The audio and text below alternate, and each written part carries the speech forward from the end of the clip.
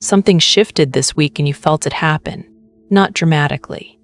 Not with a clear before and after you could point to and explain. It was more like a door closing quietly in a room you have been standing in for a very long time.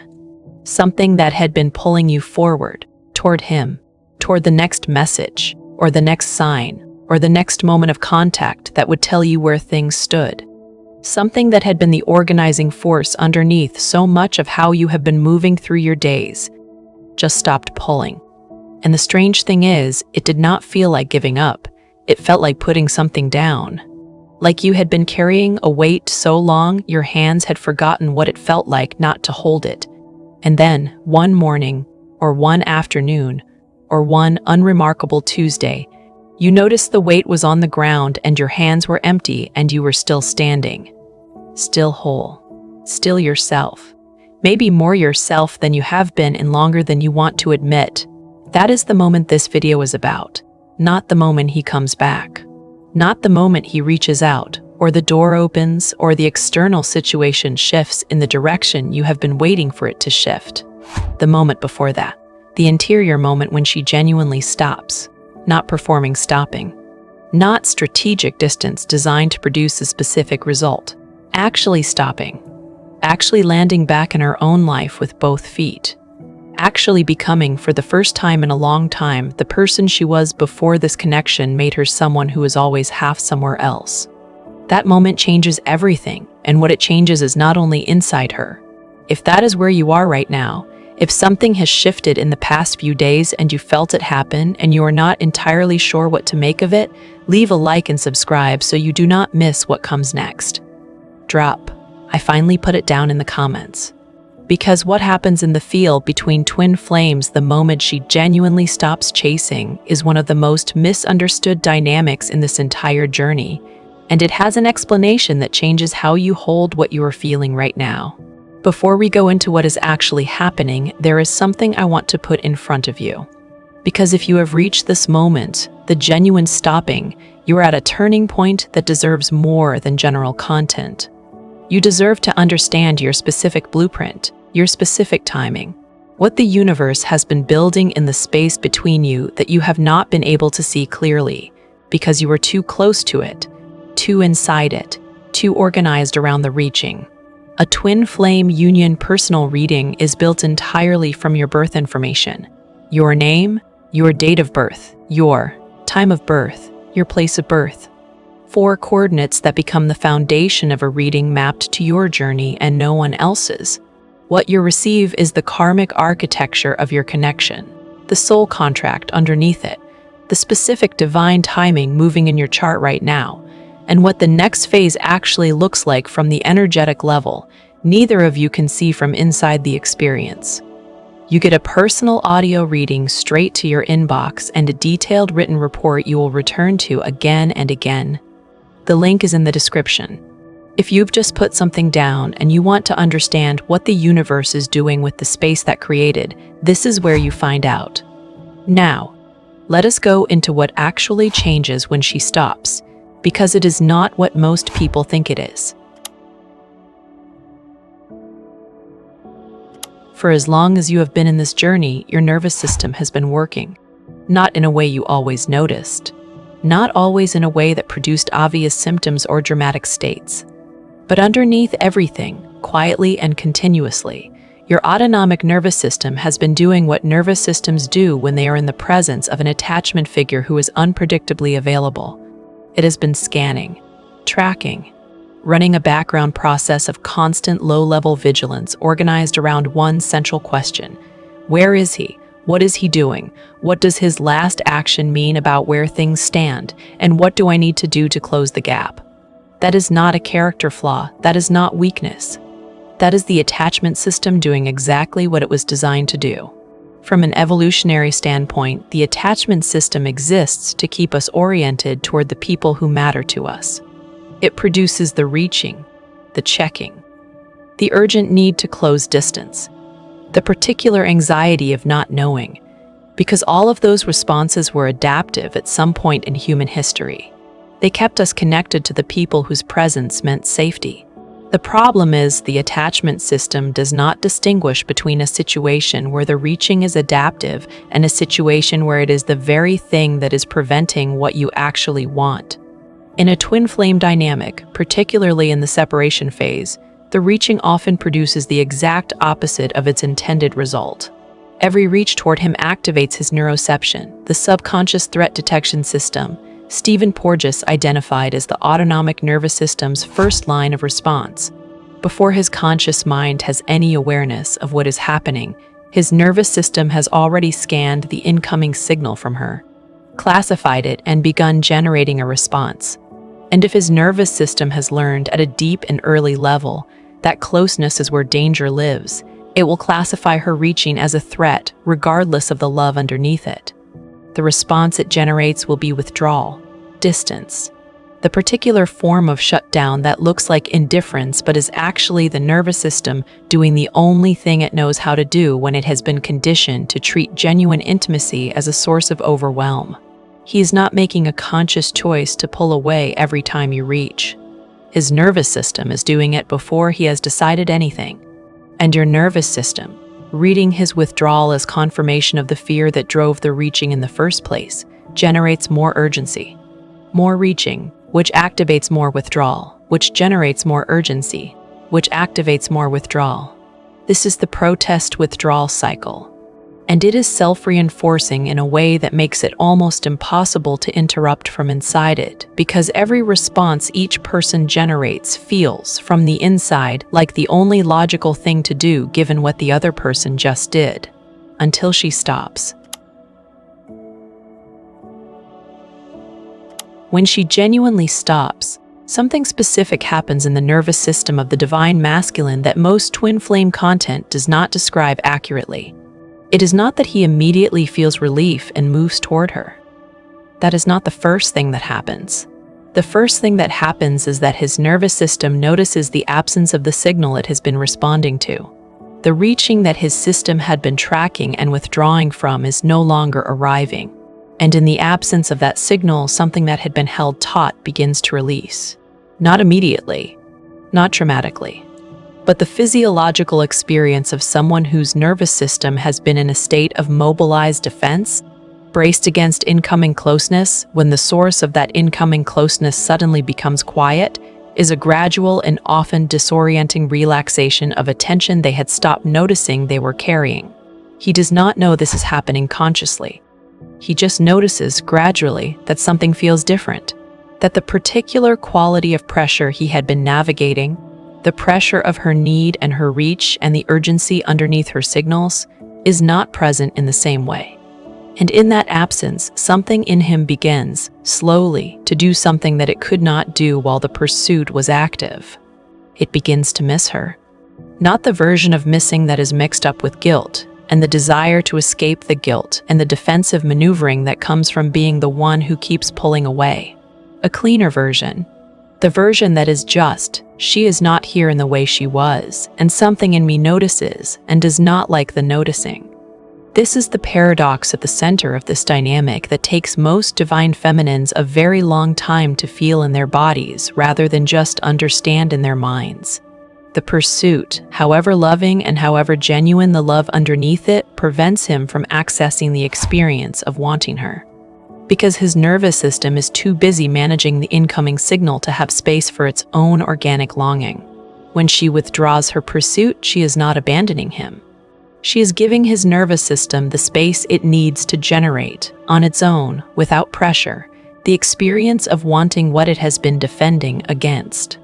And a man whose nervous system generates the genuine experience of wanting her, without being triggered into defense by the pressure of her reaching, is a very different person than the one who has been withdrawing for months. Today, April 13, 2026, Venus in Taurus is making a sextile to Jupiter in Cancer. This is not a dramatic transit. It does not produce ruptures or obvious outer world events. What it produces is quieter and in some ways more significant. Venus in Taurus is Venus in her most embodied, most grounded, most self-possessed position. Venus in Taurus knows what she values. She knows what she is worth. She does not perform her worth for an audience or require external confirmation to feel solid in what she brings. She is rooted. She is patient in the way of something deeply grounded rather than resigned. She is comfortable in her own body and her own life and her own sense of what is real. Jupiter in Cancer expands what it touches. Under Jupiter in Cancer, the expansion happens in the emotional realm, in the domain of belonging, of home, of the deepest emotional truth a person carries. Jupiter in Cancer does not expand things superficially. It deepens them. It asks, what do you actually feel at the root level, beneath the management and the performance and the careful presentation of your experience to the world? And then it makes that thing larger, more present, more undeniable. The sextile between them today is an invitation arriving at exactly the right moment for the divine feminine who has genuinely stopped chasing. Venus grounded in her own worth. Jupiter expanding the deepest emotional truth in him. Together they are creating a quality of energetic ease in which what is true between you has a little more room to breathe. A little more room to be felt without the defenses closing immediately around it. For her, this transit is land beneath her feet.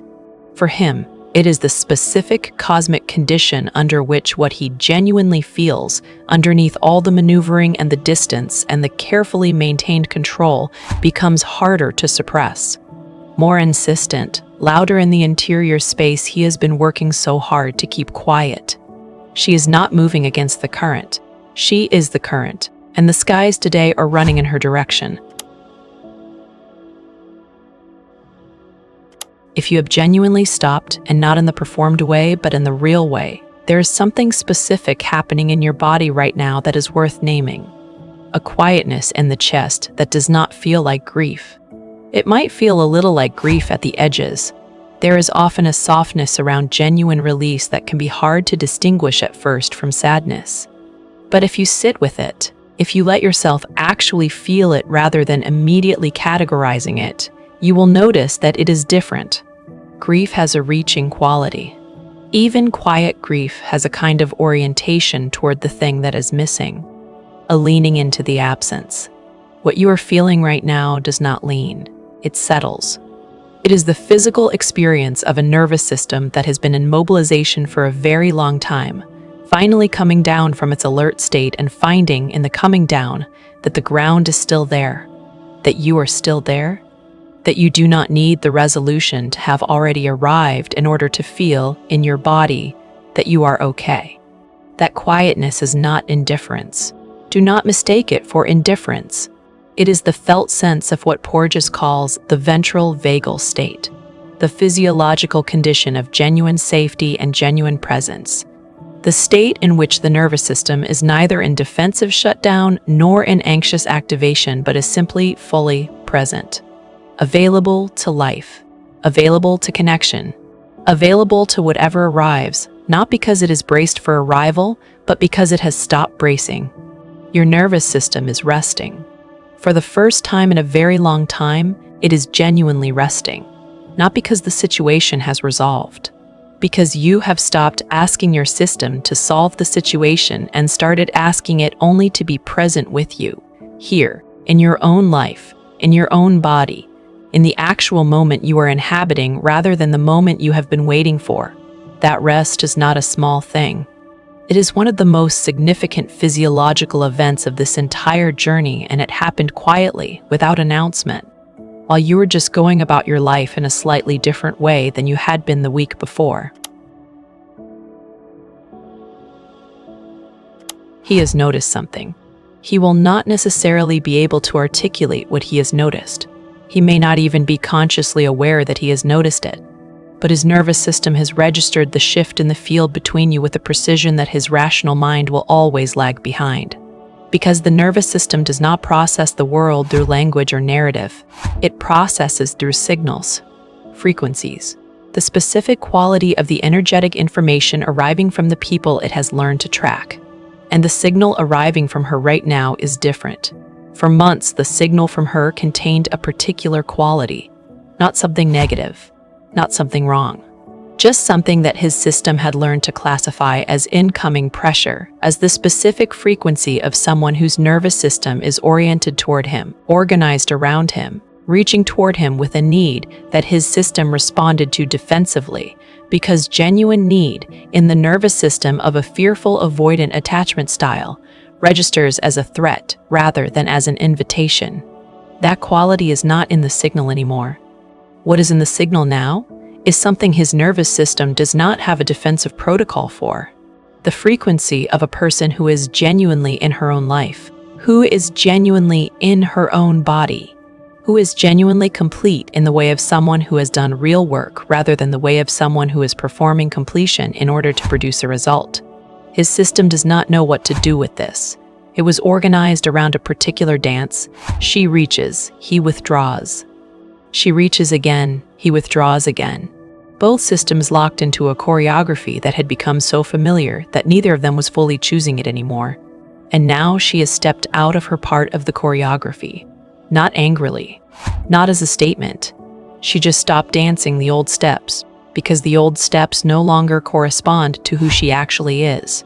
And he is standing in the middle of a dance floor where the music has changed and the steps he knew do not apply anymore, and he has not yet learned the new ones. This produces a very specific experience in him, a disorientation that his system will eventually, if he lets himself feel it rather than immediately managing it, translate into longing, into the specific quality of wanting her that can only arise in the absence of the pressure that was preventing him from accessing it. He is in the beginning stages of that process right now. He may not reach out today. He may not reach out this week. The timing of when his system finishes the translation from disorientation to longing to action is not something that can be predicted or controlled, but the process has begun. In his nervous system, underneath the ordinary surface of his days, something has shifted in response to the shift in her. The question his system has been running, the question of how to manage her, has been replaced by a different question, one that is quieter and more genuine and more difficult to manage than the original question was. The question of where she went, not where she went physically, where she went inside. What changed in her? Why the signal from her field has a quality now that it did not have before. Why he keeps finding himself thinking about her in a way that is less about the management of the dynamic and more about something closer to missing. He does not have an answer yet, but the question is running. And a question running in the interior of the divine masculine about a woman he thought he had successfully put behind adequate distance is the beginning of a very specific movement in her direction. Before we go into what comes next, I want to name something practical about where you are. You are at a pivot point, an actual one. Not a feeling of pivot, but a structural shift in the interior dynamic of this connection, one that is going to produce movement in the weeks ahead. And the movement is going to have a quality and a texture and a specific shape that you will want to be able to look back on and recognize. The Twin Flame Journey Tracker and Progress Workbook was built for exactly this kind of moment. 39 pages designed for this journey and nothing else. An 8-stage tracker so you know exactly where you are and what stage this shift belongs to. A synchronicity log so the signs that start appearing in the coming weeks do not disappear into the noise of daily life. A daily checklist that keeps you as the center of your own story rather than him as the center of it. Weekly reflections that let you see patterns you would miss looking at individual days. Monthly reviews that show you in black and white that you are moving, that the work is real, that you are not imagining the shift, you have the receipts. If you have been doing this without a system to track it, this is the system. The link is in the description. There is a concept in the polyvagal framework that most people in this space have heard mentioned, but few have had explained in a way that changes how they actually behave in their day-to-day lives. That concept is coregulation. Stephen Porges, in the decades of research that produced the polyvagal theory, found something foundational about how human nervous systems relate to each other. He found that our autonomic nervous systems do not operate in isolation. They are designed to be in conversation, designed to read the signals from the nervous systems of the people around us, and to use those signals as information about whether the environment is safe, whether the present moment is one in which the system can rest and open, or whether it is one that requires defense and closure. This process happens continuously and unconsciously. Your nervous system is reading his nervous system right now, today, even across physical distance. His nervous system is reading yours, not through explicit communication, through the field, through the specific quality of the energetic signal each of you is broadcasting simply by virtue of the physiological state you are in. When your nervous system is in a state of chronic activation, in the reaching and the scanning and the low-level vigilance of the pursuit phase, the signal you broadcast into the field carries that activation. And his nervous system, reading that activation, registers it as incoming stimulation that his defensive system needs to manage. He's not choosing to respond to your energy with withdrawal. His nervous system is doing it automatically, reading the quality of your activation as something that requires distance in order for his own system to maintain equilibrium. When your nervous system is in the ventral vagal state, the genuine rest state that she is entering now, the signal you broadcast is categorically different. It is a signal of safety, of genuine groundedness, of a nervous system that is not in need of anything from the encounter and is therefore not generating the incoming pressure that his defensive system needs to manage. His system reads that signal differently, not as threat, not as something that requires his defenses to activate, as the specific frequency of someone whose presence would actually be safe, someone who would not destabilize him by needing something he does not know how to give, someone whose nervous system in contact with his would not pull him out of his own equilibrium, but would offer a quality of coregulation that he has never consciously known how to want, but that his system has been searching for underneath every avoidant maneuver he has ever made. This is what she is offering him now, not deliberately, not as a strategy, simply by being in the genuine rest state of a person who has done the work of coming home to herself. Her nervous system, in this state, is the most precise answer to the deepest and most unspoken need he has. And the precision of it is not something his conscious mind will identify or name or even fully understand. His nervous system will simply register it, will register the shift in the quality of what is arriving from the field between them. And something in the registration will loosen. Something that has been braced will begin, gradually, to consider what it would cost to not be braced anymore.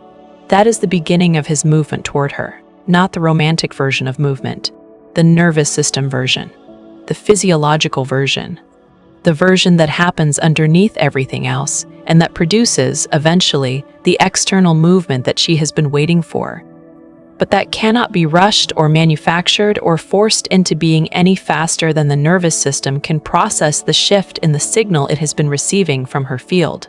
She cannot make his nervous system coregulate with hers on a timeline she controls. What she can do is maintain the quality of her own state, stay in the genuine rest, stay in the genuine groundedness, stay in the genuine completeness of a person who is fully in her own life and fully in her own body and not organized around what he does next. Because every day she maintains that quality, the signal she is broadcasting into the field carries it, and his system, receiving that signal day after day, is slowly, without his conscious awareness, beginning to believe something it has never been safe enough to believe before. That there exists a version of being close to her that does not require him to lose himself in order to participate in it. That is the shift that makes reunion possible. Not at the level of decision or conversation or the dramatic gesture that resolves everything in a single moment. At the level of nervous system. At the level of the autonomic state in each of them that determines what they are physiologically capable of in connection. She has done her part of that work. She is doing it right now, today, simply by being in the state she is in. And the field is carrying it to him whether or not either of them is aware that the transmission is happening. This is the part that most twin flame content skips over. The practical part.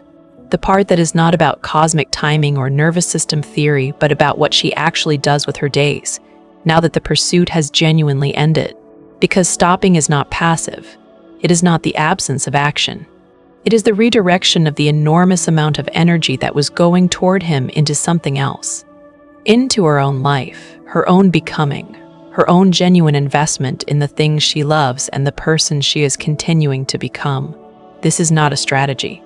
This is just what genuine stopping looks like in practice. It looks like making a decision this week that is entirely about what she wants, with no calculation of how it will look to him or what message it will send about where things stand. A choice that is just hers. A class she joins, a trip she books, a creative project she starts, a friendship she nourishes. A version of her days that is full in the genuine sense, not filled to avoid feeling, but genuinely occupied with the things that make her feel like herself. It looks like noticing when thoughts of him arise, which quality they have.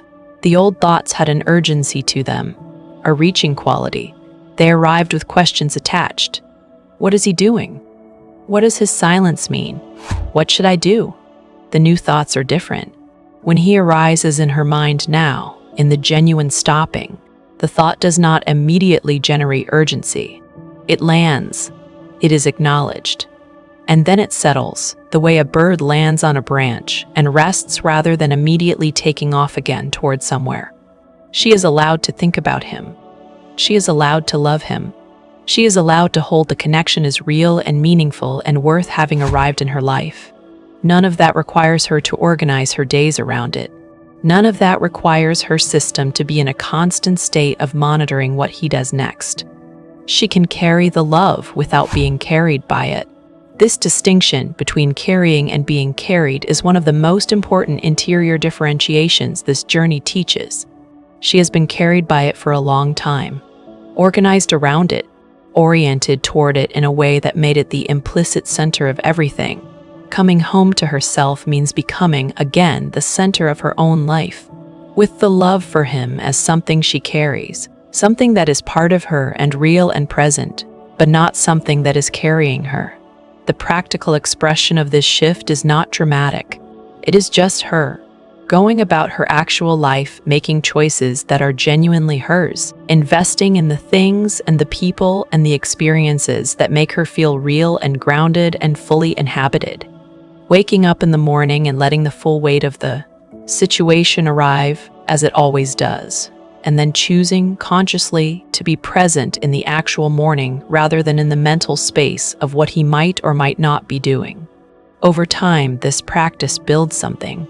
It builds the interior solidity that shows up in the field as the signal his nervous system is now registering as something different, something it has no defense against, something that is, at the physiological level, exactly what it has been looking for without knowing what it was looking for.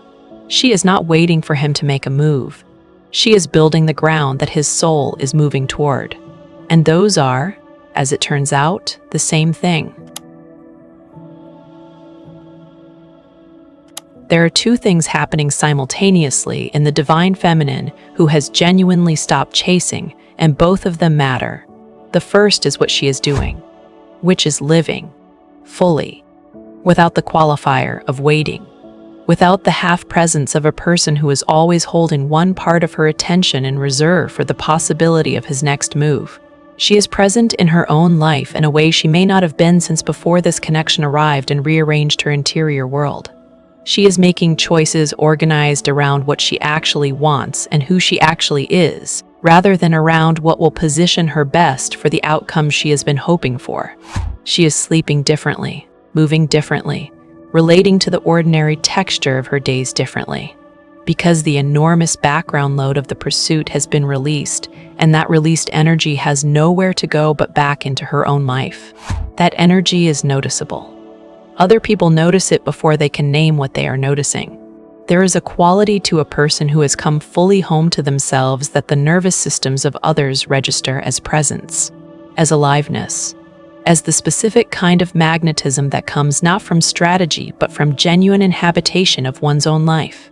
He will feel this too, in the way he always feels her, through the field, before his mind has any awareness of what his nervous system is tracking. The second thing happening is what she is releasing. And this is more subtle and more important and more difficult to describe because it does not look like action. It looks like absence of action. She is releasing the outcome, not in the spiritual bypassing sense of pretending she does not care what happens. In the genuine sense of unhooking her sense of self from the resolution of the external situation. Her worth is no longer held hostage to whether he comes back. Her joy is no longer contingent on whether the door opens. Her life is no longer a waiting room. This is the most advanced form of the inner work this journey produces. Not because it is heroic, because it is genuinely difficult. Because the pull toward organizing your sense of self around the resolution of a connection this deep is almost gravitational in its force. It takes everything the journey has built in her, every layer of the inner work, every moment she chose herself when the pull toward reaching was strong, to arrive at the place where she can genuinely hold the love without making the love's resolution the condition of her own wholeness.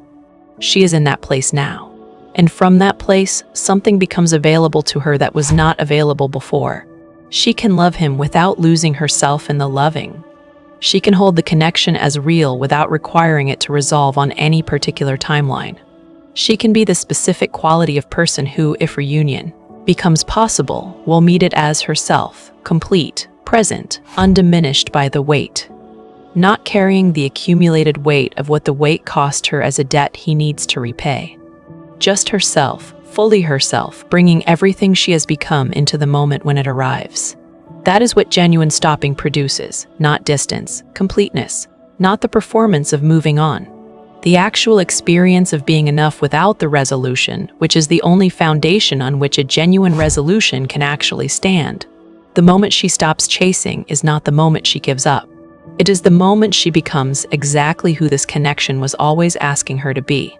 And the field between them knows it before either of their minds does. This is not the end of the story. It is the turning point inside it. The specific interior shift that changes what is possible between them, not because she changed the external situation, but because she changed the energetic one. Because she stopped sending the signal his system was organized around defending against, and started sending the signal his system has no defense for. The signal of a woman who is whole, who is here, who does not need him to come back in order to be exactly who she is. That signal reaches him, not today maybe, not tomorrow. In the way of things that travel through the field between twin flames, which is not on the timeline of the rational mind but on the timeline of the soul, which is slower and less controllable and always, without exception, exactly on time. She has done the work. She has arrived. And the arriving is the thing, not the proof of it, not the external confirmation of it. The actual interior experience of having become someone she could not have become without every difficult stage of this journey, including the ones that felt like they were breaking her, especially those because the breaking was always the becoming in disguise. She knows this now, not as a concept, in her body. And the quiet chest and the empty hands and the particular quality of her days, now that the weight has been put down and she is standing in her own life again, fully, without the part of her that was always somewhere else. She is here, and here is exactly where she needs to be. For the work to complete, for the field to shift, for whatever is next, whether it arrives as reunion or as the continued deepening of herself to find her ready. Not waiting, ready. Those are completely different things. And she knows now the difference between them in a way that is not intellectual and not performed. She knows it in her bones. And the knowing, settled and quiet and real as it is the most powerful thing she has ever brought into the space between them. Leave a like and hit subscribe if this landed. Drop, I finally put it, down in the comments. Tell me what it felt like the moment the weight went down. Tell me if you can feel the difference between waiting and ready. I read every comment and I will be there this week. You are not navigating this alone, not even close.